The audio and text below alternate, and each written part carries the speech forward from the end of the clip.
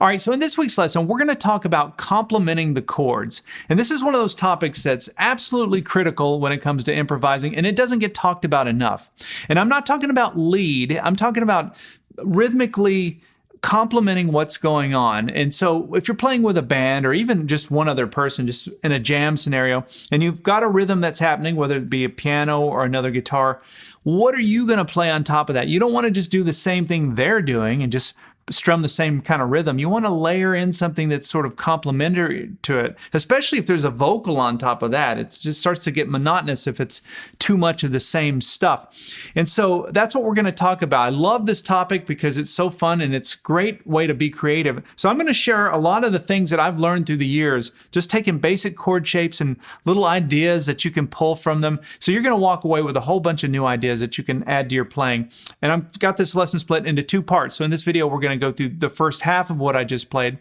If you'd like to watch the second half, download the MP3 jam track and also access the on-screen tab viewer, which is interactive. It's got the tab and the video on the screen at the same time. There's no talking in it, but it's a great way to review everything we're going to go through and a great way to get the tablature. There's also the tab PDF file, which you can download. You can get all of the extra materials for this lesson by going to activemelody.com and doing a search for EP628. Okay, so this song is a very simple song, really 4 chords in it. Something I was just sitting around strumming an acoustic guitar and is playing in the key of D. So this song is in the key of D. It's a 1-4-5, so we have our D chord for the 1, we have a G for the 4, A for the 5. The only other chord that we're going to be looking at is the 6 chord, which is our B minor. So all of those chords, all 4 of those chords are in the key of D. Those are chords in the chord family for the key of D, which means if you were playing lead, you could just play the D major scale and it's going to sound great over the entire thing. Or you could play the D major pentatonic scale. You could use either of those and it's going to work over all those chords. But we're not going to be playing lead, we're going to be complementing the rhythm. So let's listen to the rhythm track and talk about what's going on over that first chord. The first 2 chords we're going to look at are a D and a G. So we'll talk about what to do over those chords.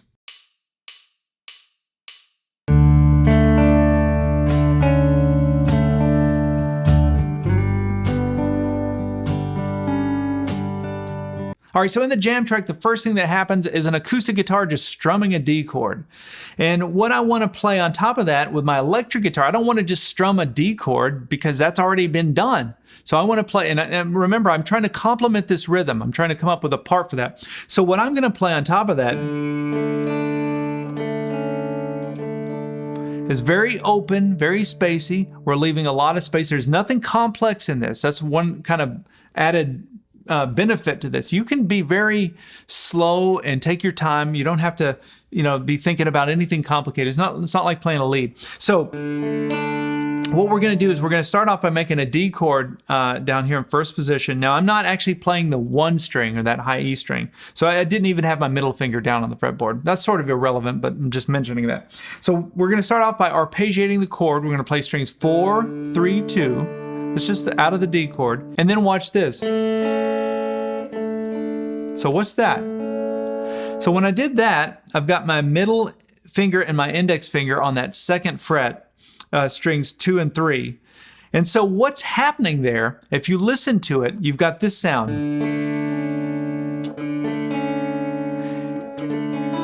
So that sound is like a D major 9. It's a real pretty chord, and it's one of those things. I've learned this just through the years. I can't even remember where I got this. I want to say it's probably John Mellencamp.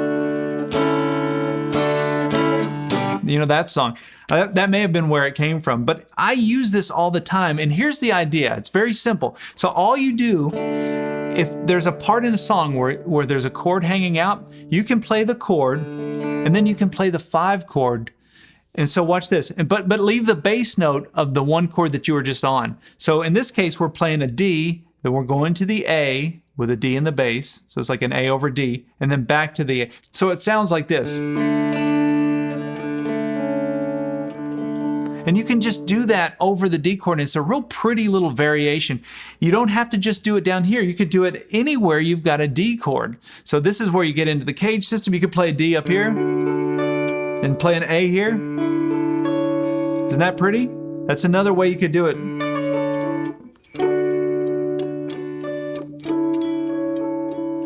Or down here,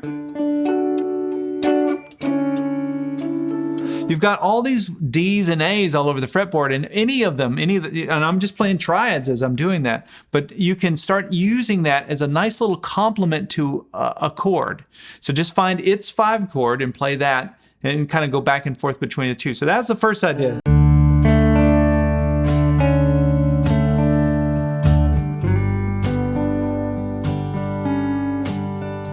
Then the song goes to the G, and I went like this.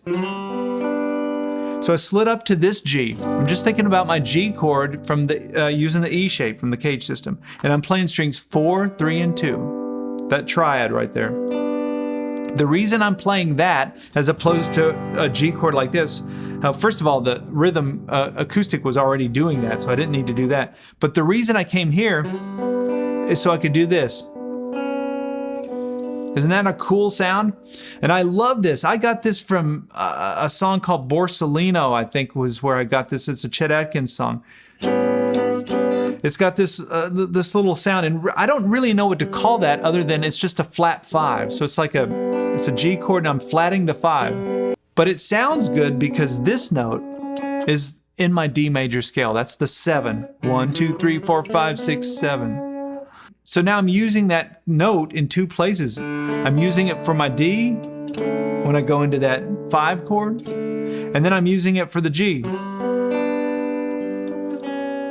Same note, just sort of mirroring what I did over the D chord to kind of pull that same note into it. And I love how simple that is, but it adds a lot. So just remember when you're playing a major chord, you can find this triad and you can do this flat 5 thing. You can add your pinky up here. This is another little idea. And just some things to make that triad sound pretty.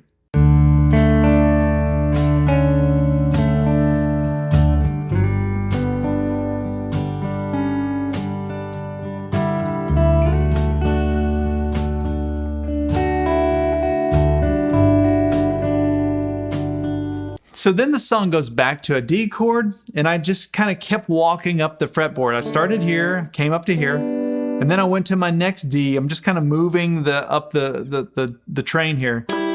And this is where I went next. So this is a harmonized 6th, and I'm picking on the 4th string with my pick, and I'm using my ring finger to pluck the 2nd string, so you can play both of those notes at the same time. Isn't that a pretty sound?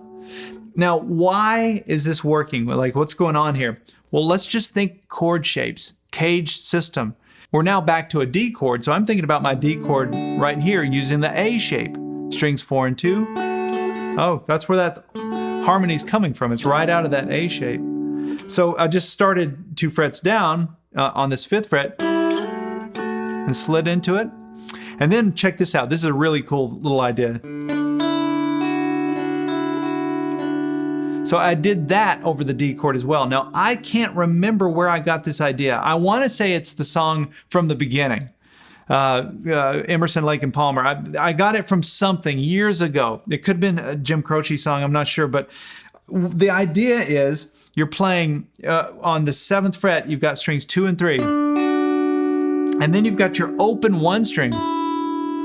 And so these 2 notes are in your D chord using the A shape. Think of the top part of your A shape. There they are, right? And there's my open D string. So when I play this, you're hearing that D chord. That's the open 4th string, which is my D note, and then strings 2 and 3 on the 7th fret. But when I throw in this, you're hearing the sound of like an add 9. So that would be like the 9 or the 2. You're adding that note to that little chord there, and it's just making, and because it's an octave higher, you get this real pretty sound. And so anytime there's a D chord in a song, you can use this. Now, this is not something you can move around because it's relying on that open string, but just remember, if there's a D chord in a song, and if it's something slow and pretty, you can do this. And it's a real pretty little sound. So imagine adding that to like a D sus2. So think of your D chord in 1st position. Just lift your middle finger. You got that real pretty open E string, and then you can add this. It's just another voicing. All right, so far the song has just gone D, G, D, G. And now the song goes to the 5 chord. It goes to the A. And this is what I played.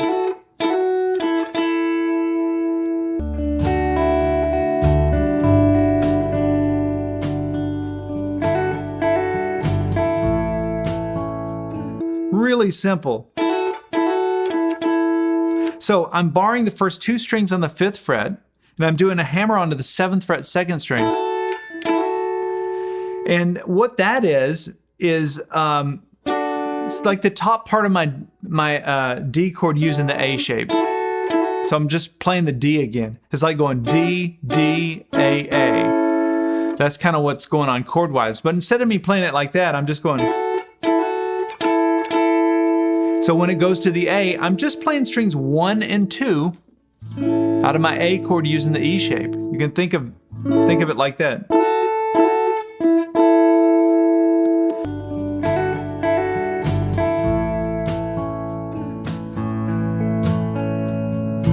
And then I came down here and went. So that's just my A chord down in first position. I'm just arpeggiating the chord. Open 5th string for that A note, and then string 4, 3, 2.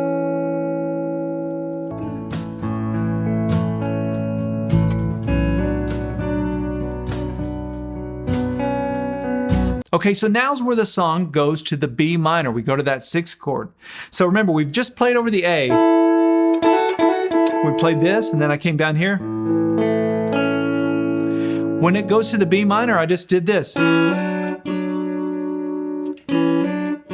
I'm barring for that A, right, on the 2nd fret, and I'm doing a little hybrid pick thing where I'm picking on the 4th string, plucking with my ring finger on the 2nd string, and then watch this.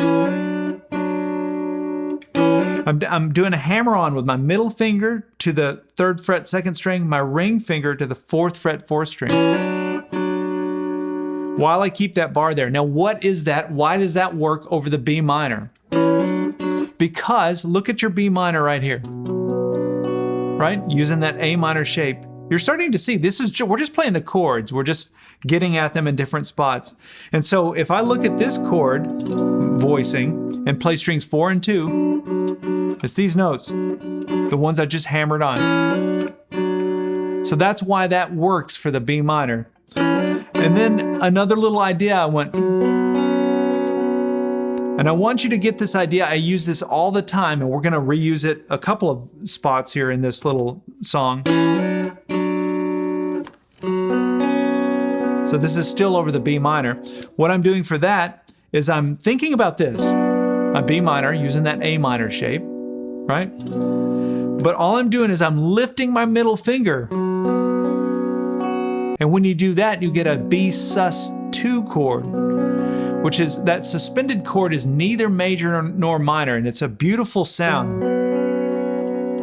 So I just love it. It's easy to play. You're just lifting one finger from that minor chord shape to get that sound. So for that B minor, I played a little hammer-on part, and then that little bit.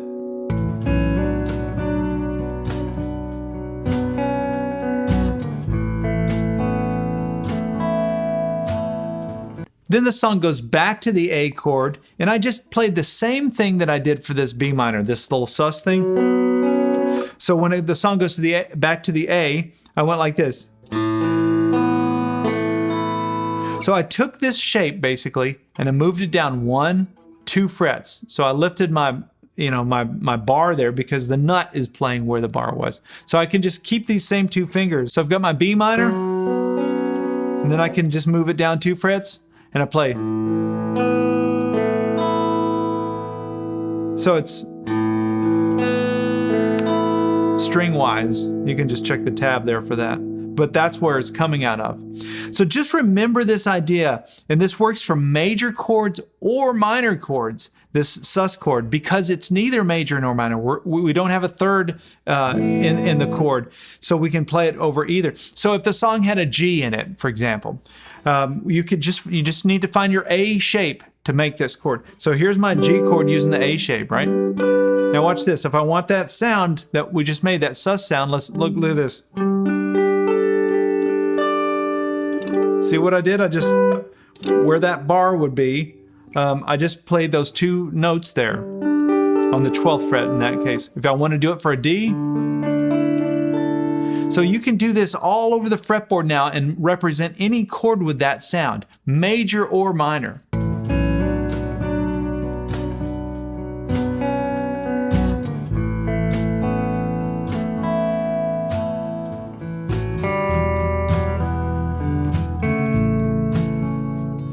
Okay, so there's one last chord in this. I said there was 4 chords. There's actually 5. I forgot about this one. There's an E minor chord. So the structure of the song, and the E minor is your 2 chords. So it's still in the key of D in the chord family. So we play the E minor chord in the jam track, then back to the 5 chord, which is our A, and then we're back to the D. So for that E minor chord, what I ended up playing for this, I came up with this little part that goes... And so actually it was an E minor to the A. So that last thing, that is our A chord, that represents the A. But for the E minor, let's look at this. And these notes are coming out of my D major scale. So this is falling a little bit into lead territory, although to me it doesn't sound like a lead. It sounds like something rhythmic that's sort of complementing the chords. So what I'm doing is I'm doing a hammer-on between the 2nd fret and the 4th fret on the 4th string, and then letting that open 3rd string ring out. And that would be my flat 3 from my E minor chord. I just love the sound of this. That dissonance. And then I go back down. And that is what really represents my E minor chord, is that. And then open D, and then this. And so what I'm doing for this is I'm thinking, so it's the A chord that we're complementing at this point. And I'm thinking about my A chord, right? And then I've got, if I look at the next shape up, so that's the A shape, the next shape up is my A chord using the G shape. So it'll look like this for the bottom part. This would be the top part. I always do it in splits like that.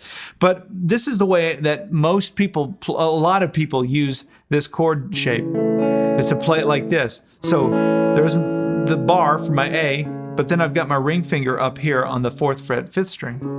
So it's like an A over C sharp. And that's kind of that Hendrix Wind Cries Mary chord voicing, I guess. But anyway, all I'm doing out of this is playing string 5 and string 3. So from that E minor to the A, we have, I played those at the same time, hybrid picked. Picking on the 5th string, plucking on the 3rd string. All right, so that's the end of the first half. Now remember, there's another half to this composition where we go over another set of ideas for all of these same chords. So come join us in that part 2 video where we'll do that. And also remember, you'll be able to download the tablature and the MP3 jam track so that you have all the elements of everything we're talking about to practice it, and then you can take this stuff and start using it on your own. All right, we'll see you in part 2.